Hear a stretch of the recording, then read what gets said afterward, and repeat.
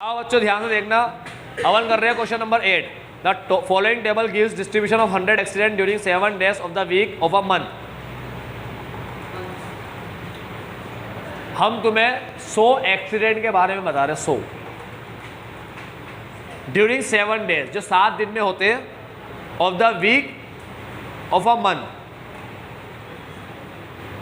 Of the week of a month. वापिस बोलूँ, of the week के, ऑफ अ मंथ एक महीने के, यानी कि एक महीने में कितने वीक होते हैं बच्चों? 4। ठीक है, तो हर दिन कितनी बार आएगा? 4 या फिर 5, क्योंकि एक वीक में एक महीने में 4 वीक तो होते ही है, और हर एक वीक 7 दिन का होता है। सुन रहे हो तुम लोग? एक महीने में होते हैं 4 वीक, ठीक, और हर एक वीक 8 दिन का होता है। ठीक है, तो 8 4 जा,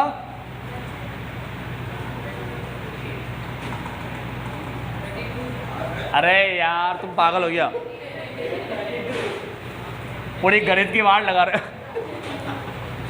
एक महीने में होते 4 वीक, कितने वीक होते हैं एक महीने में? और एक वीक होता है कितने दिन का? 7 दिन का। तो 4 × 7 28 दिन हो गए। हाँ, 32 दिन का कौन सा महीना लिया है तुम?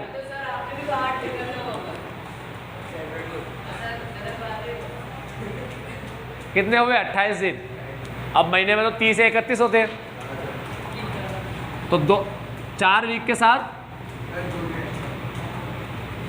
और कभी 3 दिन, अगर 31वां महीना है।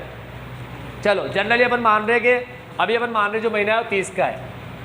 अगर अपन ऐसे माने तो 4 वीक, यानी कि हर दिन 4 बार तो आएगा ही आएगा, और 2 दिन एक्स्ट्रा।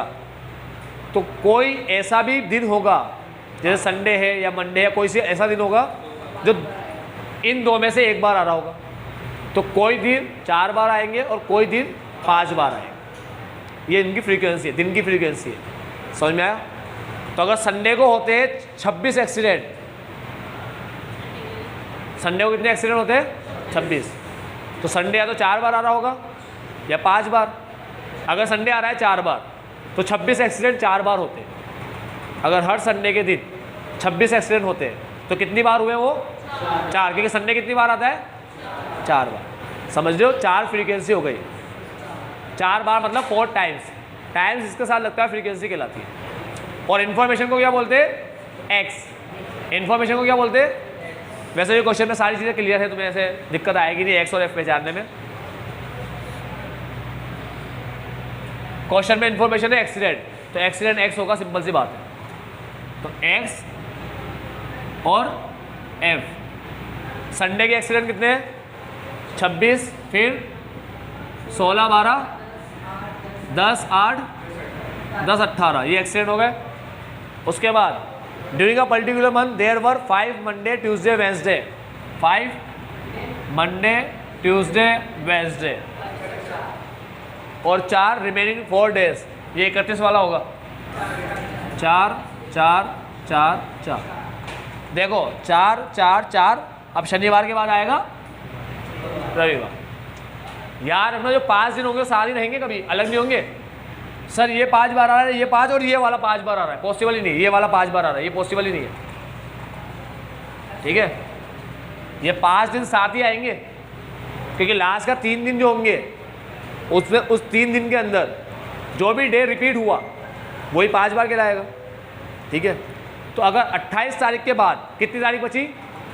29 30 31 बची।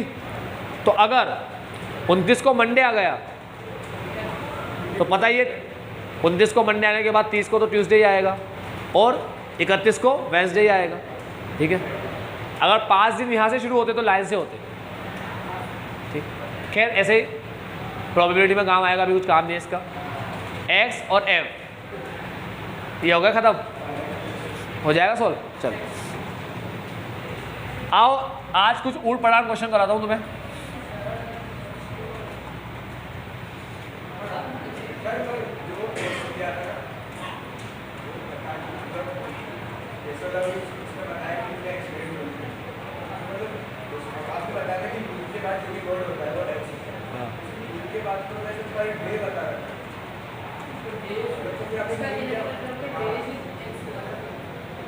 Calculate average accident per day. अरे यार क्या कर रहे हो? Calculate average accident per day. Average के बाद क्या वर्ड है? एक्सीडेंट। एवरेज के बाद पर है। एवरेज के बाद, एवरेज मतलब मीन, मीन के बाद कौन सा वर्ड है? तो एक्सीडेंट क्या हुआ? एक्स। और ऐसे ही पता रखा है तुम्हें, एक्सीडेंट ये पर, ये डे।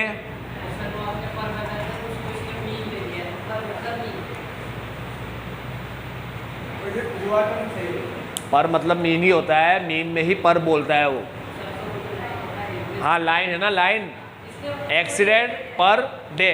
मैंने ऐसे नहीं बोला पर के बाद, मैंने बोला मीन वर्ड के बाद जो भी वर्ड आता है, मीन वर्ड के बाद जो भी वर्ड आता है वो क्या कहलाता है? एक्स कहलाता है।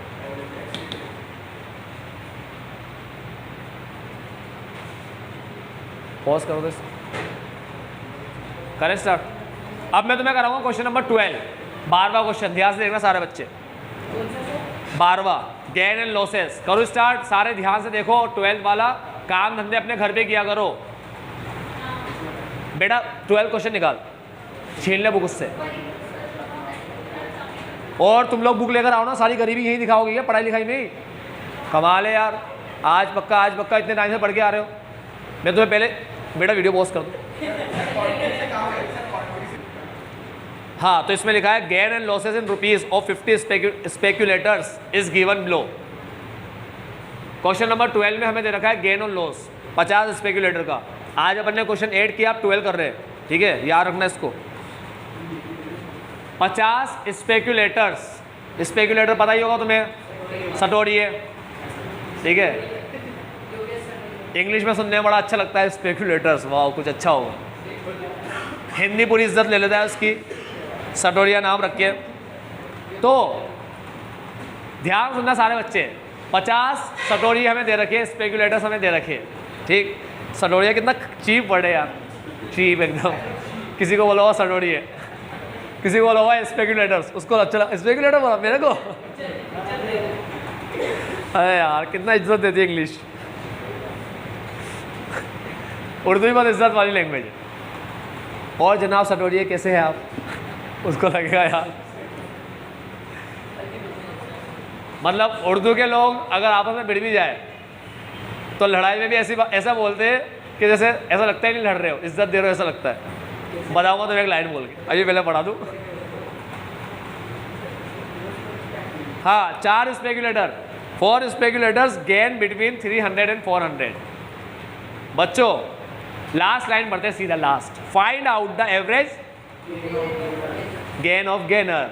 एवरेज के बाद क्या आया? गेन, यानी कि गेन का क्या निकालना है? मीन। गेन क्या हुआ? एक्स।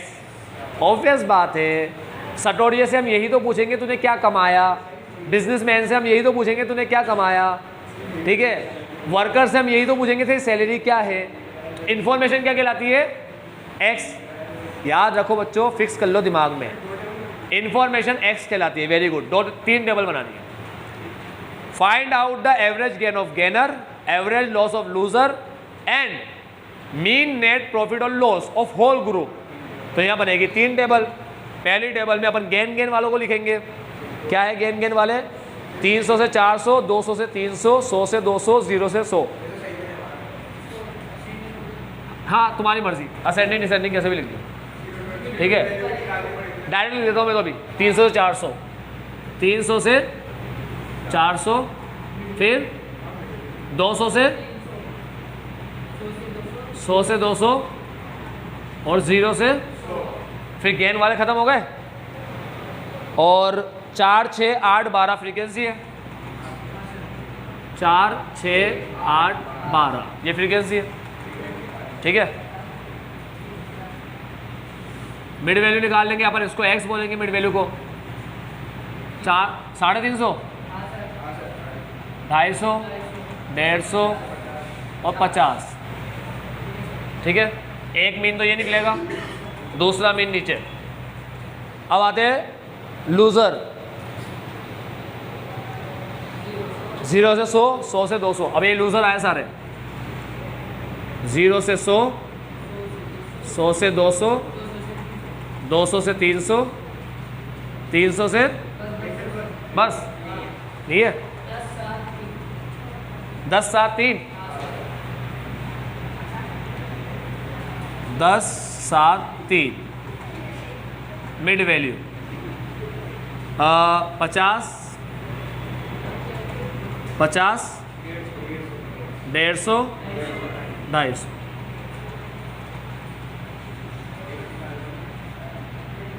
fx fx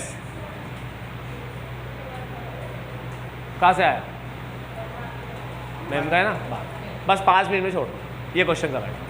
ध्यान से देख लो बच्चों ये क्वेश्चन।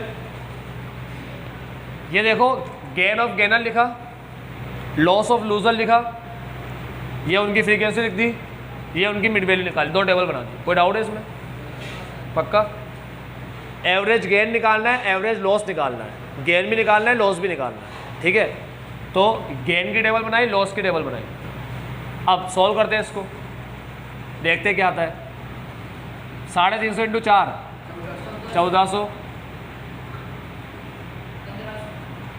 1500, हाँ ये रहा क्या? 1200 आएगा, 1200 और 600, ये ऐड करके आया 6 और 4 10 20 30, नीचे कितना आएगा? 1 2 3 4 730 को डिवाइड कर दो, पहला आंसर आ जाएगा तुम्हारा 115। सॉरी, तुम्हारा पहला आंसर आएगा 156.67। इन दोनों को डिवाइड करने में पहला आंसर क्या आया? यहाँ लिख देता हूँ 156.67 पहला आंसर, ठीक है। 50 इंटू 10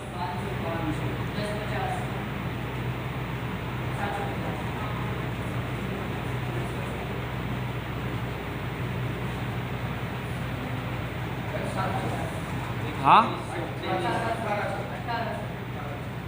1800 को 20 से करोगे 900 आएगा, 90। दोस्त पहला आंसर तुम्हारा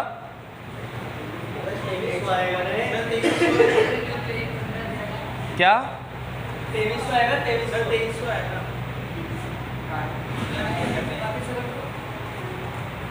मैं आऊँ, एक मिनट। 2300 आएगा यहाँ पर, 2300 को 20 से डिवाइड करोगे तो 115 आ जाएगा। ये दूसरा आंसर भी आ गया।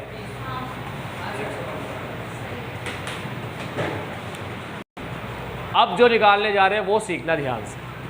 Gain of gainer, loss of loser, दोनों निकाल लिए, ठीक है। अब गेनर लूजर को एक साथ लिखकर निकालना है। आओ बेटा देखो कैसे निकालते हैं, ठीक है। करो स्टार्ट। एक्स और एफ लेना है ना, आओ यहाँ से स्टार्ट करते हैं। एक्स एफ मिलकर एफ एक्स बनता है, एफ और एक्स मिलकर एफ एक्स बनता है, ठीक है। पहले ये निकाला फिर ये निकाला, अब साथ में निकालूंगा तो लाइन से लिख दूंगा, सारा लिख दूँ ना। चलो ये एक्स और ये एफ, देखते चले जाओ। 4 6 8 12 10 7 3, 4 6 8 12 10 8 10 7 3। हाँ सब बता, ये हो गया अपना, ठीक है। अब ये लेने के बाद अपन एक्स लेंगे, ठीक है। फिर एक्स लेने के बाद एफ एक्स निकालेंगे तो यही एफ एक्स आएगा, ठीक। तुम एग्जाम में डायरेक्ट ये भी लिख सकते हो, लेकिन कुछ बताने के लिए लिख रहा हूँ बस अभी, ठीक है। कुछ बताना है, उसके बाद लिखूंगा तो यही, ये नहीं कराऊंगा तुम्हें, ये नहीं कराऊंगा तुमसे मैं, ठीक है ना। चलो अब एक्स की बारी आती है। पहला एक्स 350, फिर 150, 150, फिर ऐसे लिखना, ऐसे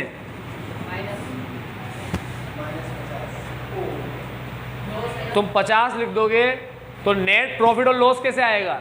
नेट निकालना है, नेट प्रॉफिट या नेट लॉस, ठीक है, समझ रहे हो? प्रॉफिट और लॉस माइनस होकर नेट आता है। प्रॉफिट भी हुआ है, लॉस भी हुआ है, दोनों माइनस हो गए तो नेट आएगा। नेट का मतलब क्या होता है? नेट का मतलब सुन लो बच्चों, क्या होता है कि पापा कमा कर लाए 1 लाख रुपया, बच्चा डुबा कर आया 20,000 रुपया, तो नेट क्या हुआ? घर की कमाई 80,000। इसे नेट बोलते हैं। नेट का मतलब समझ लो। तो घर में पापा कमा कर लाए 1 लाख, बेटा आगे बोला मैंने 20,000 का लॉस कर दिया अपने बिजनेस में, तो पापा ने कहा यार 1 लाख मेरा प्रॉफिट, 20,000 का तेरा लॉस, 80 बचे, 80 को नेट बोलते हैं। सुनो बच्चों मेरी बात सुनो, पापा कमा के लाए 1 लाख, बच्चा कमा के लाए 50,000, घर का प्रॉफिट नेट प्रॉफिट बोलते हैं इसको। 80,000 भी नेट प्रॉफिट ही था। अब उल्टा केस करते हैं, पापा गवा कर लाए 1 लाख, मतलब लॉस करके आए 1 लाख का, बच्चा कमा कर आया 20,000, ठीक है, माइनस का 80, यानी कि नेट लॉस है 80,000। समझ में आया नेट का मतलब क्या होता है? तो जब नेट निकालना होगा तो इन फिगर को अपन नेगेटिव में लिखेंगे, नेगेटिव में, नेगेटिव 150 और नेगेटिव 250, ठीक है। बस ये सिखाना है तुम्हें, यानी कि सिंपल सी भाषा में एफ और एक्स काय को ले रहे हो, सीधा एफ एक्स ले लो, इनको प्लस में लो, इनको माइनस में लो, खत्म काम। डायरेक्ट लिखना शुरू कर दो 1400, इसका मतलब ही नहीं, इसको लो ही मत, हटा दो इसको, बकवास है। डायरेक्ट ही लिखना शुरू कर दो, 1400, 1500, 1200, 600, ये सारे मिलकर हो गए 4700। अरे एफ एक्स भी मत लो, और सिंपल बता देता हूँ, ये फिगर ले लो प्लस की और ये फिगर ले लो माइनस की, ऐसे निकाल के दिखा देता हूँ मैं तुम्हें। 4700 में से माइनस कर दो 2300, क्योंकि ये माइनस की फिगर है ना, माइनस 500, ठीक है, माइनस 1050 और माइनस 750, इन दोनों फिगर को माइनस कर दो, 4700 और 2300 को, 2400 आया, 2400, ये देखो 2400 आया। डिवाइड किससे करेंगे? बच्चा 30 और 20 को ही माइनस कर देता है, इसलिए लिखकर दिखाया ये। तुम कह रहे हो एफ और एक्स लिखा क्यों आपने? मैं कहता हूँ ये और ये माइनस करना, क्यों? क्योंकि जब साथ में लिखाई में आएगी तो ये फिगर प्लस में आएगी, ये माइनस में आएगी, तो इसे और इसे माइनस करना होता है, ठीक है। और 30 और 20 इसे कभी जिंदगी में माइनस नहीं करेंगे, क्योंकि साथ में लिखाई में आया तो ये तो सब पॉजिटिव है, फिर कैसे माइनस की थोड़ी होती है। 10 मार्क्स लाए, माइनस के 2 बच्चे, मतलब अभी पैदा ही नहीं हुए, ये बाद में आएंगे, और पहले कितने लिया है? 10 मार्क्स। पॉसिबल है क्या? तो बच्चों ऐसा कोई माइनस माइनस का बच्चा होता नहीं है, 2.5 बच्चे होते नहीं है, 2 बच्चे और एक आधा, आधा क्या होता है? समझ में आया? हाँ, कोई अस्त्र पहना होगा उसने। हाँ बच्चे मेरी बात सुनो, ये बात समझ में आया तुम्हें? ये 2400 और ये 50, दोनों को डिवाइड किया, क्या है आपके पास? तो तीसरा आंसर 48, ठीक है। ये क्वेश्चन एग्जाम में पढ़ के जाओगे तभी सोल्व होगा तुमसे। अब इसके बाद क्या बस बस कर रहे हो, पागल हो गए?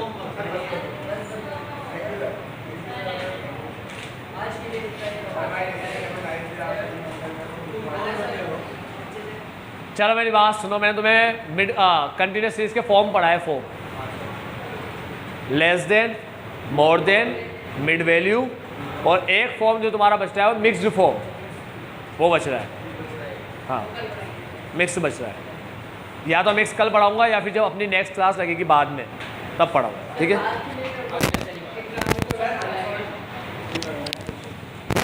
कोई एक क्वेश्चन होमवर्क में देता हूँ तुम्हें करने के लिए,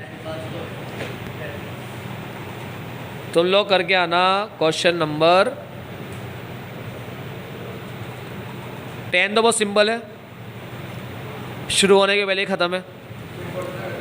तुम लोग एक काम करो, 9 और 10 कर लेना,